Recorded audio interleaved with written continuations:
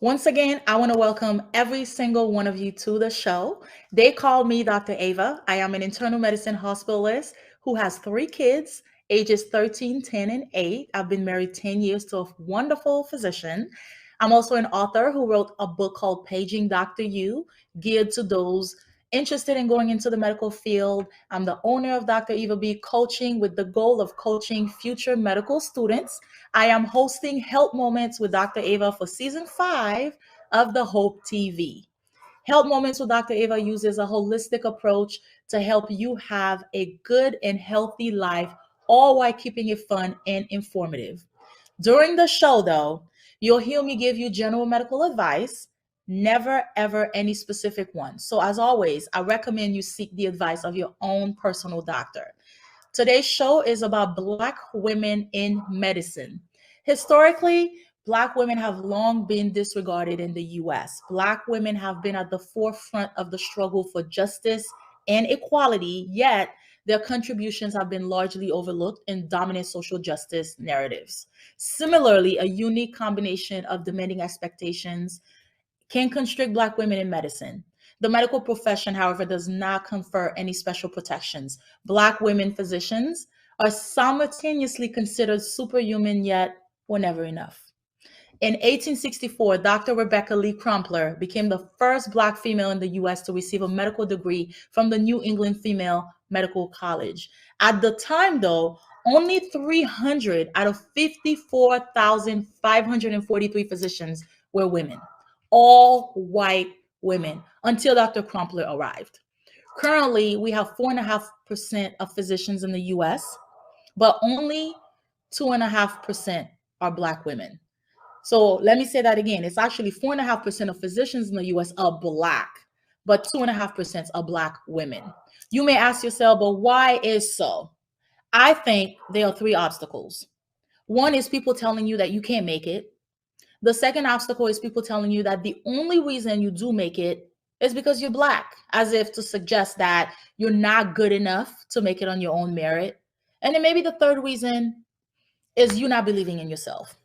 As a Black woman, you are considered a threat once you use your voice and bring attention to issues of racism and sexism. That being said, I want to introduce my next guest, Dr. Sarepta Isaac. Dr. Sarepta started her mission in health and wellness, advocacy, and education after noticing a tremendous need while treating her patients in her everyday work. She would routinely encounter patients who were diagnosed and being treated, sometimes for years, with certain ailments and still not know anything about their disease.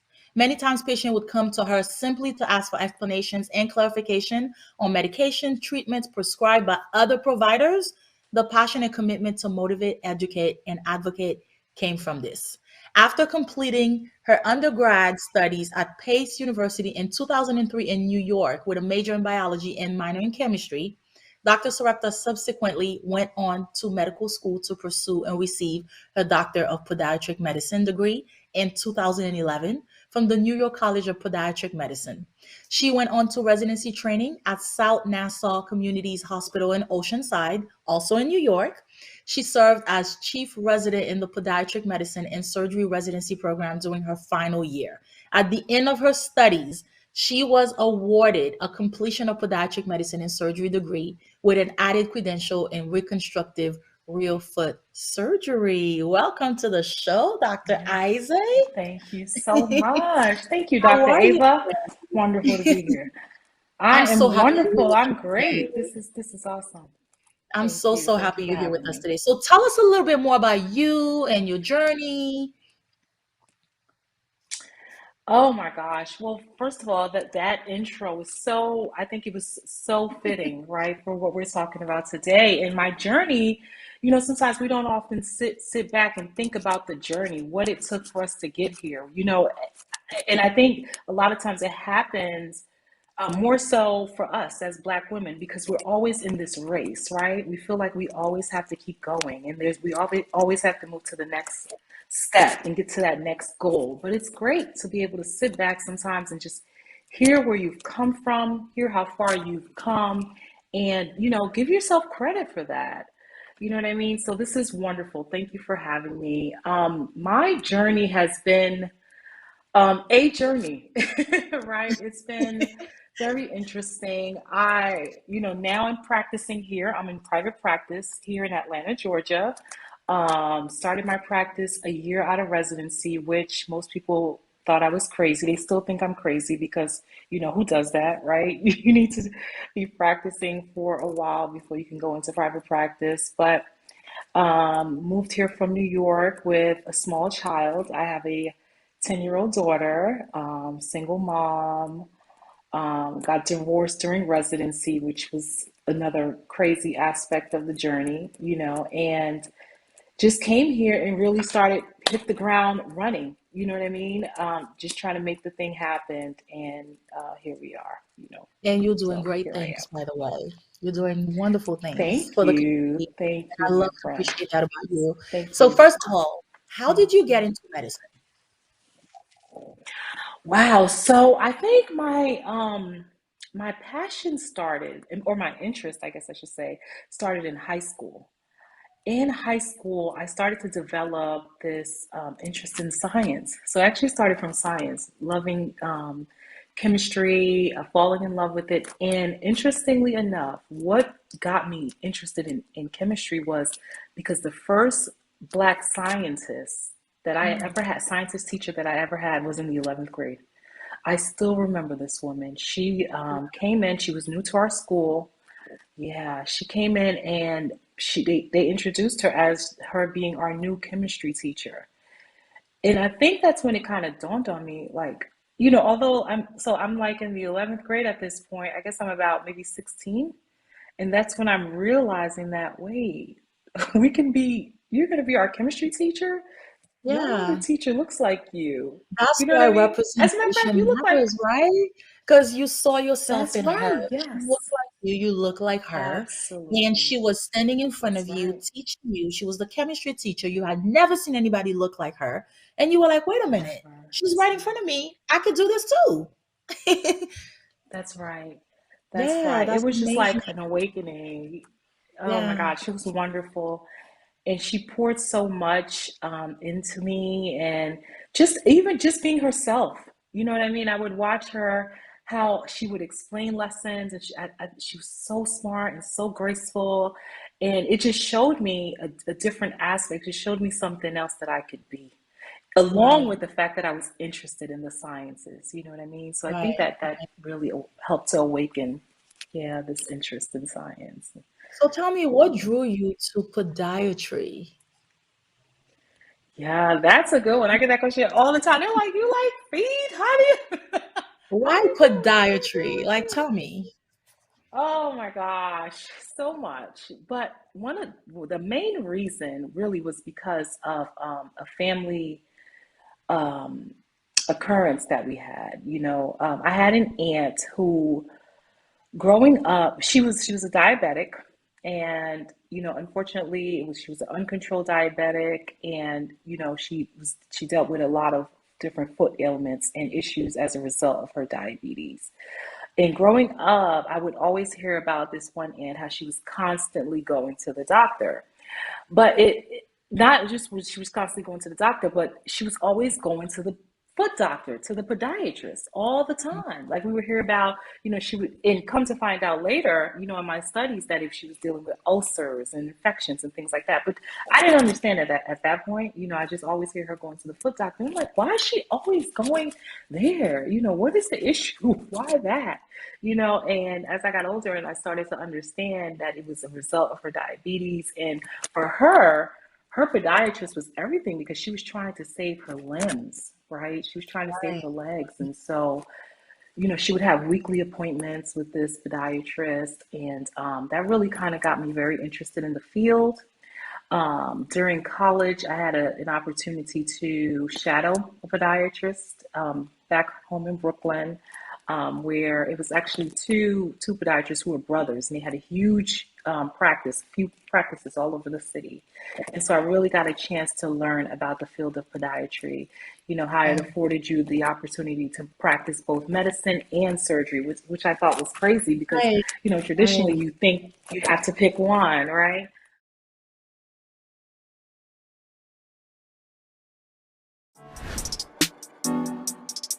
Is love Right. transactional? What is it? It's so good when you loving somebody and somebody loves you back. You want that and somebody loves you back part. What is love? I feel like we just opened up the miseducation of Lauryn Hill.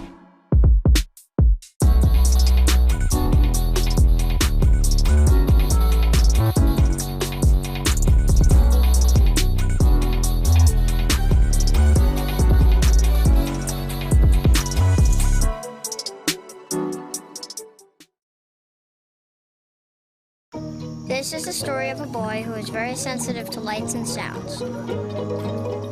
So he built secret hiding places where nothing could get in. The boy didn't like looking people in the eye. It made him feel uncomfortable. One day, he found out he had something called autism. His family got him help. And slowly, he learned how to live with it better. Early intervention can make a lifetime of difference. Learn the signs at autismspeaks.org. Well, look, you might not be popular, but my favorite character is Celestial because So one of the quotes that I wrote down in the book that kind of stood out to me was, "Love is the enemy of sound judgment." She seemed like a very needy woman. And I can't even respect Andre because how do you prey on your friend's wife while he's incarcerated? Like, I just can't get with that. And maybe I got too invested in the book, that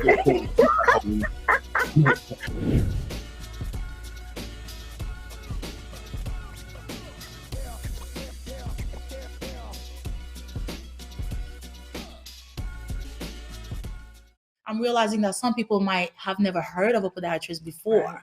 So a podiatrist is a doctor of the foot.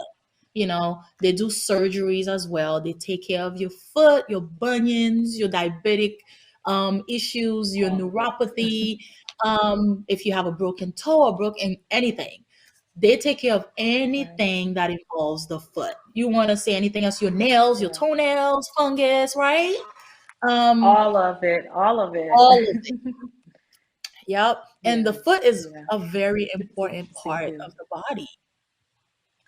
Yeah. Right. A lot of people don't realize that, we kind of take it for granted.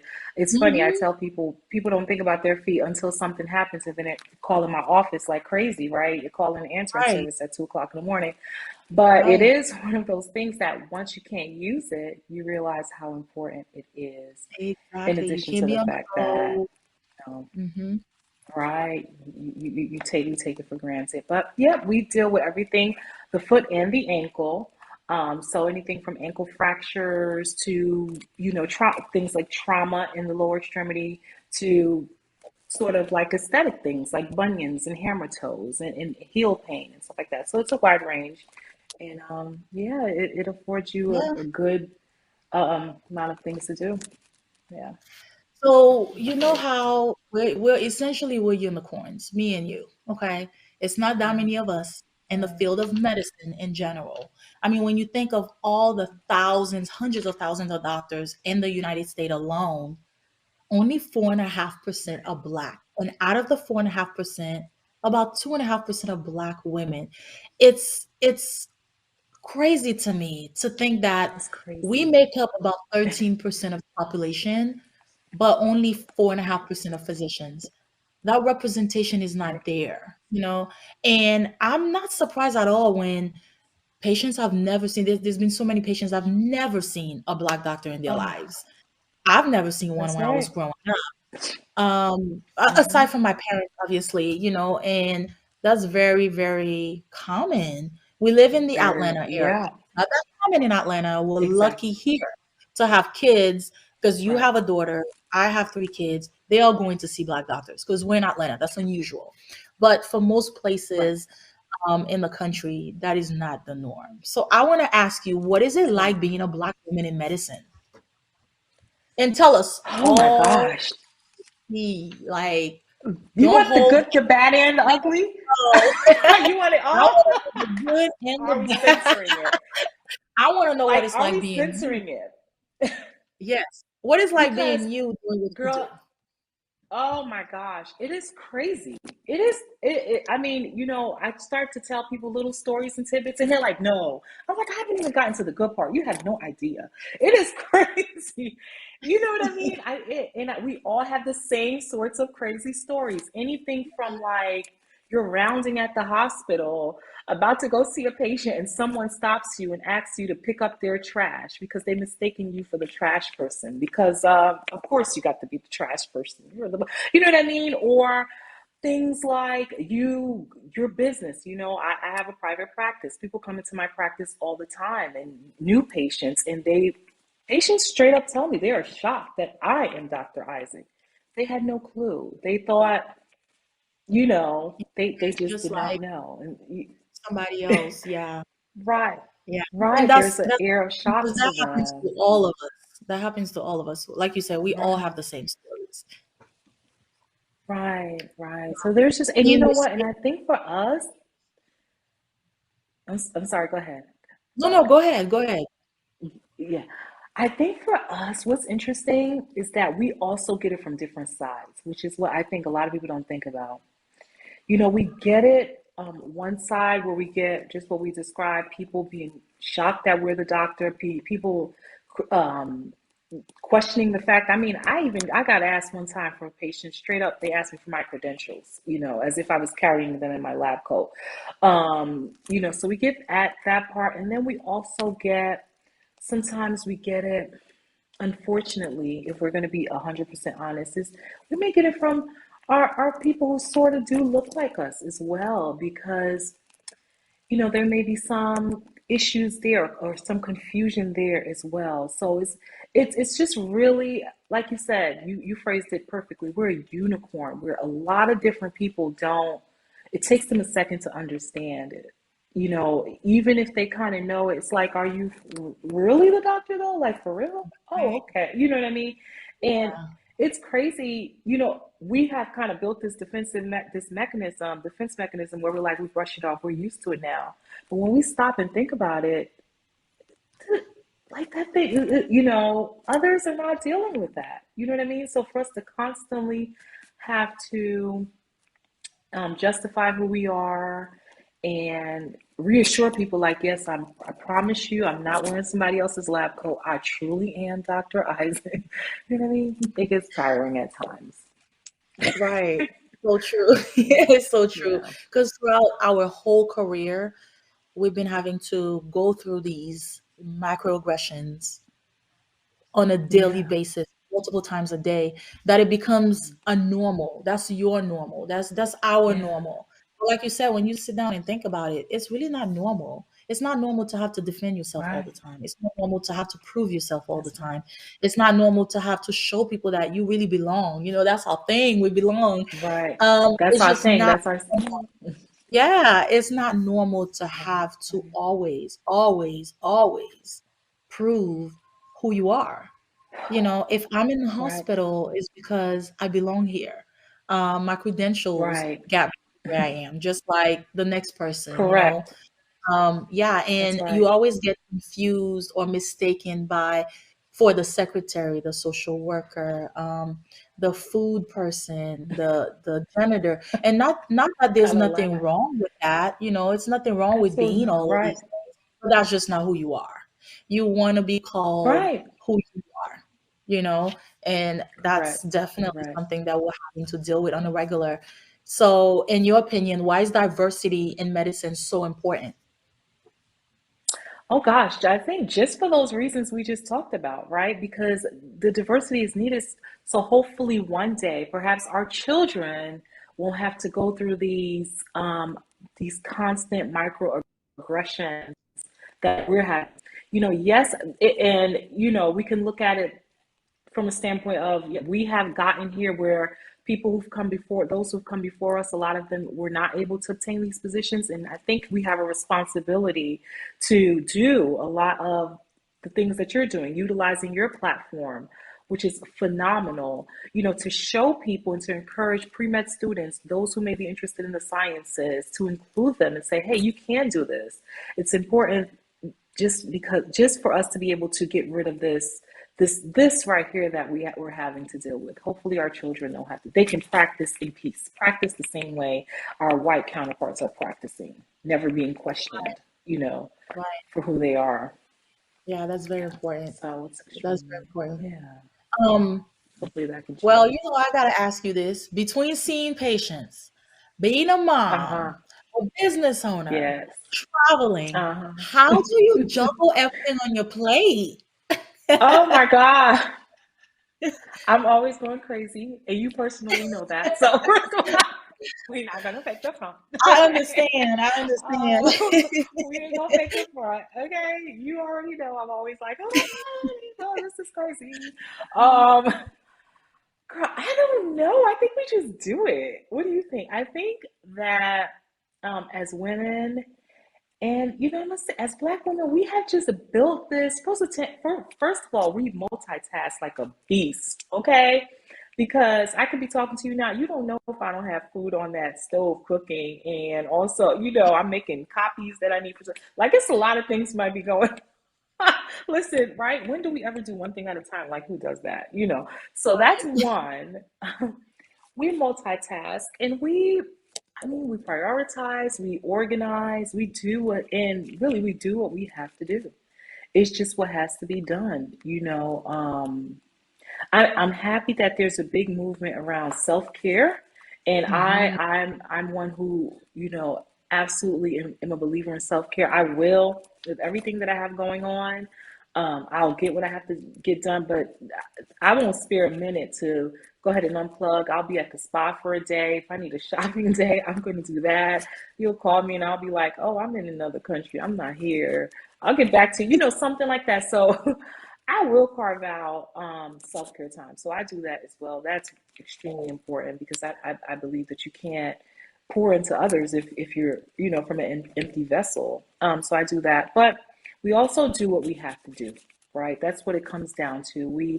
A lot of us, we collectively, we haven't been afforded the opportunity to kind of just sit back and, whatever happens, and just roll with the punches.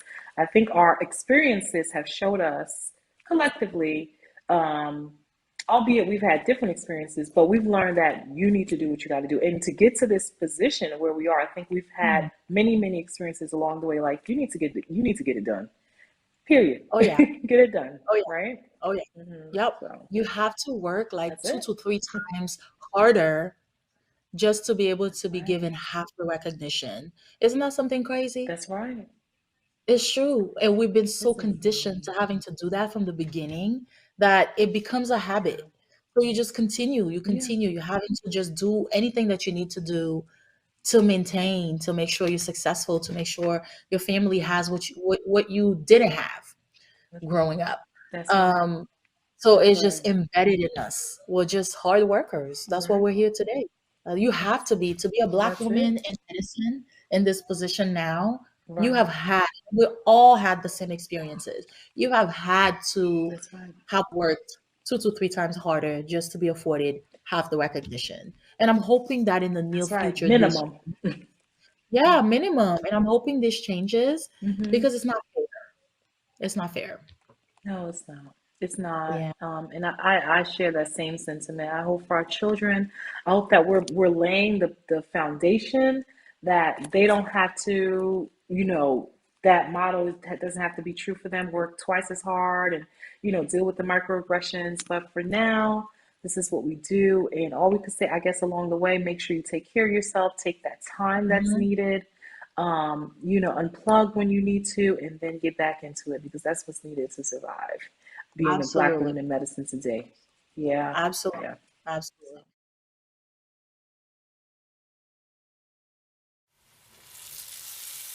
Today, we're going to be making some southern fried okra.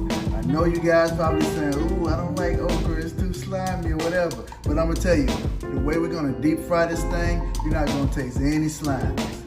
Let's go.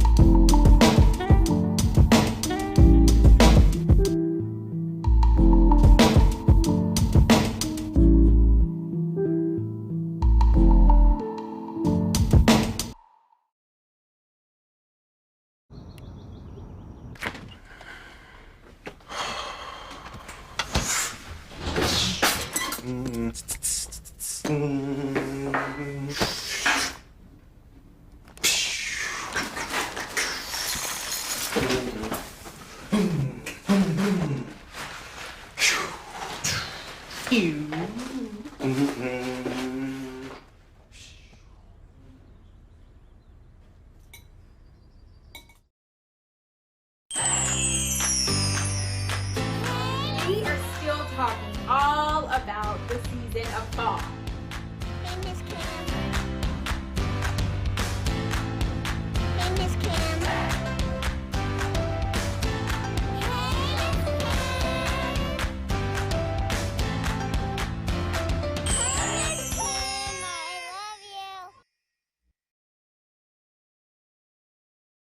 A lot of people find it hard to bring up concerns about their health to their doctor.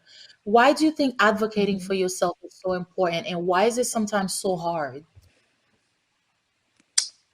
I think it's many things. I think it's hard for people to advocate for themselves. First of all, because they're fearful. They are scared, right? They're scared. I think traditionally it's been like this whole thing where a doctor is, the be all, the last say, and whatever they say, they don't question. And that's not a practice philosophy that I hold. I tell my patients, personally, when you come to my practice, I am a co-captain in your health. Right. I'm seeing many people but you are an expert in yourself. And so I can tell you based off my studies and my experiences, I can give you recommendations and treatments that I know to be effective for your specific diagnosis or ailment. But you have a responsibility to tell me if you feel otherwise, and we'll have a discussion about that. Perhaps I might have prescribed something or recommending something that you've had an adverse reaction to, right? You're responsible to partner with me, right? This is a partnership. And I think people have been fearful to talk to their doctors that way because doctors don't usually invite them to do so. That's the first thing, right? Right. And then Right. the second thing is, I think that for a lot of people as well, because of what we were talking about before, if the doctor doesn't look like them, you imagine, let's say a young Black, a young female, maybe in her 20s. I've been in this experience. I've had this experience, going to a doctor, an older white male in his 60s. We have nothing in common. I'm trying to get through this visit as quick as possible, sir. I guess whatever I don't even know much, you might be, and then sometimes us doctors, we get into the lingo, the jargon, and there's 15 minutes to this visit and we're out. I mean, you know what I mean? So you can't relate to that person. And for a lot of minorities, especially if they can't relate to their doctor, there's fear, people do not understand what's going on with their health. I think it's multifactorial. So many things going on. Trust. Right? They don't trust because of what happened before. They don't trust. Exactly. But that's Oh my why gosh. representation matters. And that's why I'm so glad you're doing this. Right. See how wonderful you are, Thank how much you. of a boss you Thank are, you. and Thank you, my how you sis. can Likewise. She like the community. biggest boss. She's like Yes. the biggest boss, y'all. But okay. Okay.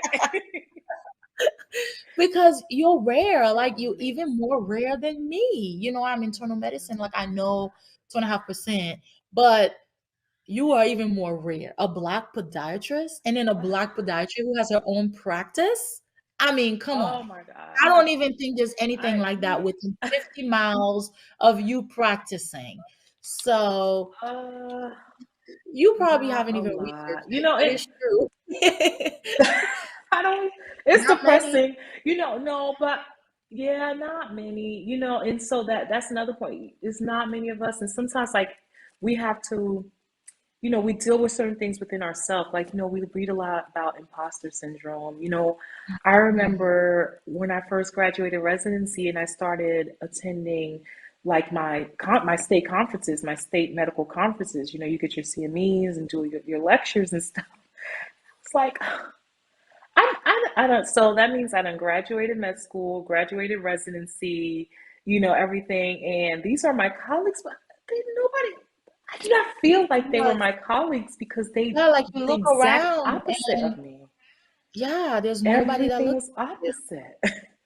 It was older white male. I was even like, let it be a younger white male. I mean, let me see some white female. Let me see something come back, but again, with us trying to promote diversity in medicine, regardless of the field that you want to go into, or diversity in an allied health profession, we just need more of us. We just need more diversity. It's to the benefit of the patient, to the benefit of fellow practitioners. We need to see us out. Our voices, we need to be at the table, right? Because people who look just like us are being treated.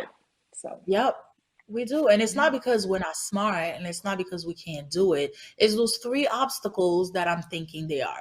Either somebody told you you can't do it and you believe them and you quit, right. or, somebody is telling you, well, the only reason you will make it is because you Black, like affirmative action, so that you don't believe in right. yourself.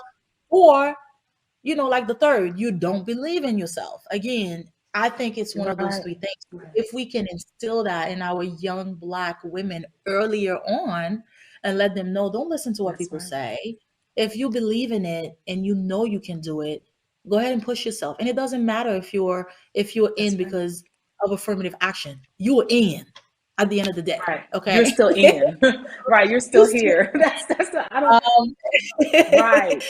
That's the message right there. Right. Mm-hmm. So right.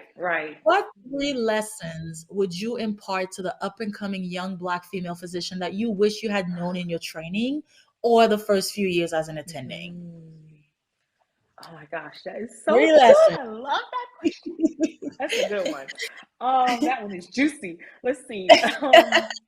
Gosh, one, no, this gets me so excited. But one is something that you and I, like, we practice this all the time, and we even say it, right? This is our mantra, that you need to remind yourself that you belong. Right. You seriously, that imposter syndrome, I was not ready for it. When I graduated, I thought once I got there, that's it. I know I had to like double. Is that really my name on that degree? So whatever you need to do, you belong. Number 2, do not allow people to tell you who you are. Right? You tell people who you are. Sometimes people want to tell you or they want to box you. That's something that I went through a lot, especially in the very beginning of my attending career. When people told me nobody does that. You do not go to a new state, practice with a group for a year and open up your practice. You don't even know anyone in the state. And I would explain to people, no, I have this great business idea. This is how I'm going to do it. They're like, nobody does that.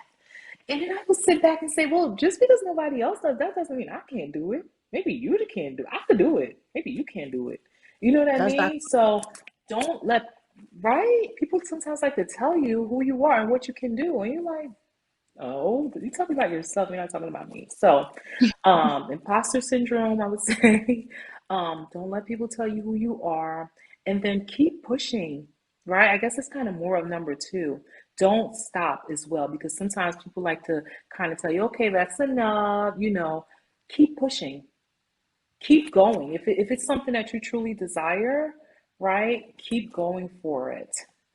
Don't let people define you. They don't put you in a box. That's when I really get when they're trying to put me in a box. I break the box. They always try to put us in a box. It's time for us to come out and show them that we're capable of anything we set our minds to. That's right. I do like That's that. I right. do like. That's right. Yep. Yeah, Yep. we are. Well, I just want to thank you so much for taking the time to come and show, our viewers what you're about, teaching them about podiatry, medicine, because you are very inspiring. I know a lot of people look up to Thank you because of what you've been able to accomplish and what you continue to accomplish. And the things that you are doing in the community, it's amazing. So kudos to you. And I know you're super busy, so I appreciate you taking the time to come here and talk to us and the viewers. Thank you so much, Dr. Ava. Thank you for having me. It's been an honor. And I hope that something resonated with your viewers and, and they take away the message that you can be here as well. We want you here. We're waiting for you. We're waiting for you to join us. Right. That's right. Yeah. So why does representation matter? Research suggests that patient-provider racial and gender concordance can have many, many benefits. A Black female patient receiving care from a Black female doctor has more trust, better communication, a shared medical decision-making. And in addition, studies also indicate that racial and ethnic minority physicians are more likely to practice primary care and serve in underserved communities than their white counterparts. And that's very important because a lot of underserved communities